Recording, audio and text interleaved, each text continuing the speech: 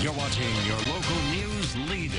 This is WCIA 3 News at 6:30. Aetna's, it's supposed to be Medicare, but they're sitting on top controlling all the access.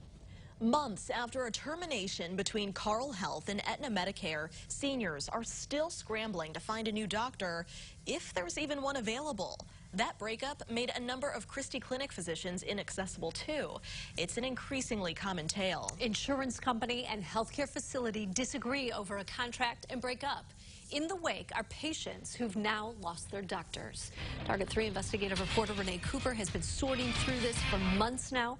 She's here with more on what she's found. Renee, these patients are delaying critical doctor's appointments and have been all year. Well, and Jennifer, there are hundreds of affected patients, people who spent decades working for the state, many retired from the University of Illinois. And tonight, we're talking about a nationwide corporate insurance business at the precipice of this crisis.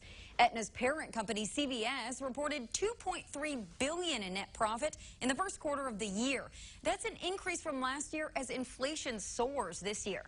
Aetna reaps around $100 million a year from Illinois taxpayers, all while holding the cards over whether these patients have a doctor to see. The federal government considers an area medically underserved in part if the providers are more than 10 miles away. Aetna Medicare continues to advertise more than 130 primary care providers within that 10 miles of patients in Champaign-Urbana. Many of those are Christie Clinic doctors, and a number of patients don't consider them an option because they're unable to facilitate hospital care in the city for these plans. Without Christie, and after cutting out a number of other providers who were too far away, not actually practicing primary care, or were nowhere to be found, 17 of those 130 are real options, and only 8 are doctors. The rest are physician's assistants or advanced practice nurses, meaning Aetna added 2 doctors since our April report. It's unfair to them. They've played by the rules. They worked for the state. They earned their retirement benefits. And now, because of some contractual issues that they have no control over, their health care is being disrupted and their lives are being disrupted. 8 doctors is enough to satisfy federal network adequacy laws, at least for the 559 Aetna Medicare patients enrolled through the state. But that's not a complete number. At least a couple of patients outside of the state-administered plan have called with concerns. Patients who have to search through the weeds of this directory to find the 6% that are accessible doctors. There is just a lot of anxiety and panic, confusion in the lives of the people who are members of Aetna who had no idea that this was coming. The cost of that confusion is not just lost hours spent on the phone sorting through a directory riddled with inaccuracies. In the long term, it's the collective health of the community.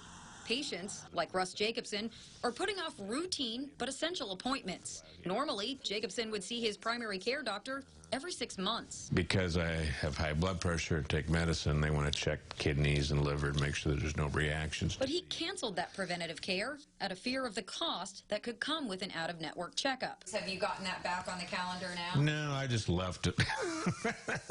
The way my experience has been with him, to fit back in to that time frame might be hard, and I just haven't done it. He guesses that 6-month appointment is now at least a year out. We live in an area that is the healthcare hub of not just Champaign County, but multiple surrounding counties. There's no reason it has to be this way. About a dozen Aetna Medicare patients we've talked to throughout the course of our investigation agree, including Melody McDaniel, who worked at the University of Illinois for 30 years. I feel like I'm not getting the complete story, and it would be nice if somebody would just come out and tell us this is the real reason why, instead of just making you hang out here trying to second guess, and we're trying to read between the lines. Well, Aetna didn't respond to questions about its responsibility in selling a plan with a misleading directory or about its role in the breakup with Carle. Carle only says Aetna Medicare didn't include access to its entire health system, and they wanted to, quote, align offerings throughout the region. Carle did confirm negotiations with Aetna have stopped at this point. Our extensive reporting, though, on health insurance shows patterns of disagreements over the reimbursement rates insurers want to pay doctors. Often that's what's leading to these disputes. Now, neither company would address the topic when we asked about it directly, but again, Aetna gets federal and state money to cover these reimbursements, at least in part. I'll share more on that tomorrow, including how the state holds the power to pick which Medicare Advantage plans to invest taxpayer money in. Coming up tomorrow at 6. Sounds like insider ball to me. I'll explain why the decision to go with Aetna was so controversial, catching anger from lawmakers and even turning the Auditor General's head. Back to you.